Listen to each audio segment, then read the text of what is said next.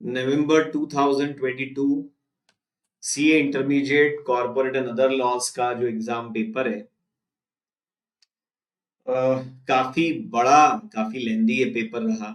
MCQs भी इतने ज्यादा बड़े बड़े पूछे गए।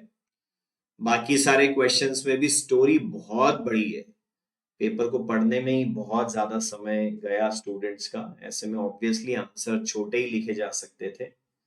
वैसे भी कुछ अटेम्प्ट से इतने फाइन पॉइंट्स पे जा करके और क्वेश्चंस पूछे जा रहे हैं जैसे कि ये ओपन बुक एग्जाम हो। क्योंकि इस तरह के क्वेश्चन को आंसर करने के लिए तो एक एक छोटा छोटा सा पॉइंट भी पूरी तरह से रटना पड़ रहा है। काफी ज्यादा टफ लेवल हो गया है, ऐसा हमको कहना चाहिए, रटने के एंगल से, समझने के एंगल से नहीं। और ये जो क्वेश्चन 1A आया है नवंबर 22 सीए इंटरमीडिएट कंपनी लॉ में, ये तो आउट ऑफ सिलेबस ही पूछ लिया है।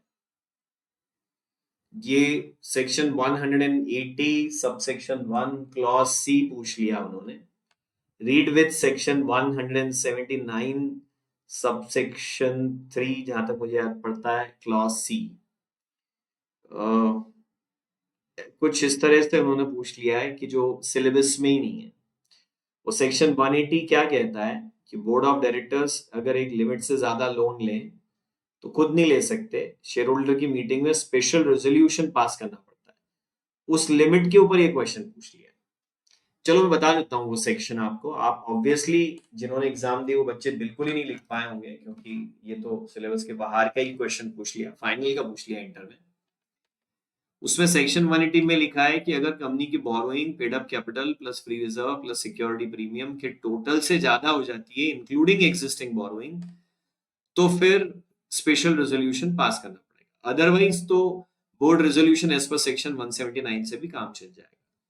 यहाँ इस क्वेश्चन में पेड अप कैपिटल 40 लाख है, सिक्योरिटी प्रीमियम 50 लाख, तो ये 40 लाख और 50 लाख मिला के 90 लाख हो गए। और उसके बाद में ना ये सारे फ्री रिजर्व हो गए।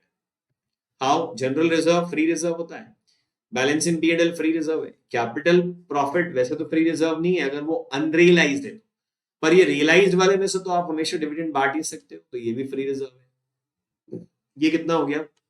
80 लाख। और ये कितना हो गया? 90 लाख। तो 170 लाख तक की बोरोइंग तक कोई स्पेशल रेजोल्यूशन की जरूरत नहीं, बोर्ड रेजोल्यूशन से काम हो जाता है। तो ऑलरेडी बोरोइंग कितनी है? ऑलरेडी बोरोइंग 50 लाख है, क्योंकि नॉन कन्वर्टेबल डिवेंचर है, ये बोरोइंग में काउंट होंगे। जो लॉन्ग टर्म लोन है वो भी बोरोइंग में काउंट होगा।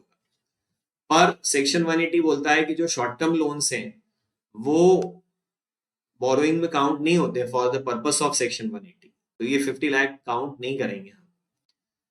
तो 50 लाख का लॉन्ग टर्म लोन आपको ऑलरेडी है, और 180 की लिमिट जो है 170 लाख की है। मतलब नया लोन आप कितना ले सकते हो? 120 लाख। नए डिवेंचर कितने इशू कर सकते हो? 120 लाख, चाहे वो सिक्योर्ड हो अनसिक्योर्ड हो, किसी भी टाइप के डिवेंचर। 120 लाख के डिवेंचर आप इशू कर सकते हो without passing special resolution in the meeting of share holder, by passing only board resolution. तो ये क्वेश्चन का फर्स्ट पार्ट आंसर है। सेकेंड पार्ट में बोल रहे हैं कि अगर उनको ऑप्शन टू कन्वर्ट भी देना है डिवेंचर में, तो भाई साहब वो लोन की लिमिट जो है वो सब अपनी जगह है, लेकिन सेक्शन 71 और सेक्शन 62 जो इंटर में हम पढ़ते हैं उसमें भी लिखा है कि कन्वर्टेबल डिवेंचर अगर इशू करना है तो उसके लिए तो special resolution in any case pass करना ही पड़ता है। 62 सेक्शन याद करो, राइट इशू वाला जो सेक्शन है। रीड विद सेक्शन 71 जो डिवेंचर वाला है, दोनों को साथ मिला के पढ़ो तो मालूम पड़ता है अपने को कि स्पेशल रेजोल्यूशन पास करना ही पड़ेगा अगर कन्वर्टेबल डिवेंचर इशू करे हैं तो अब ये क्वेश्चन तो सिलेबस के बाहर ही पूछ लिया है। अगर किसी स्टूडेंट ने अपनी समझ से इसको आंसर करा होगा तो अपनी समझ से स्टूडेंट ये सोचा होगा कि यार ये होना हो डिपॉजिट का क्वेश्चन है। वैसा भी सोच सकते हो, क्योंकि अगर डिवेंचर अनसिक्योर्ड है ना तो उसको डिपॉजिट मान लेते हैं, तो फिर डिपॉजिट की अपनी एक लिमिट है, वो 35% वाली, paid up capital plus security premium plus free reserve का 35% से ज्यादा डिपॉजिट एक अनलिस्टेड पब्लिक कंपनी जो कि एलिजिबल कंपनी नहीं है अपने मेंबर्स से ले सकती है, मैक्सिमम 35%। फिर वो एलिजिबल कंपनी में नॉन मेंबर्स की 25% की लिमिट है, मेंबर्स की 10% की लिमिट है, वो अलग है। पर यार वैसे सोचना हो ना तो ये क्वेश्चन बहुत ही ज्यादा डिफेक्टिव है फिर, क्योंकि डिवेंचर सिक्योर्ड इशू करने वाले हैं कि अनसिक्योर्ड, इसमें पता ही नहीं।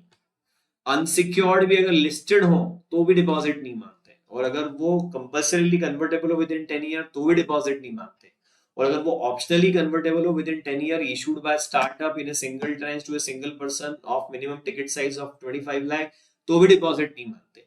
तो अगर वो सब छोड़ के अगर इसको प्लेन सिंपल अनसिक्योर्ड डिवेंचर मान लो, तो फिर डिपॉजिट वाले रूल से शायद आपने आंसर कर दिया उसको कि ये 170 लाख है, इसका 35% मैक्सिमम लिमिट है सब मिला के, मेंबर हो नॉन मेंबर हो, एलिजिबल कंपनी हो नॉन एलिजिबल कंपनी हो, जैसा भी हो 35% मैक्सिमम लिमिट है।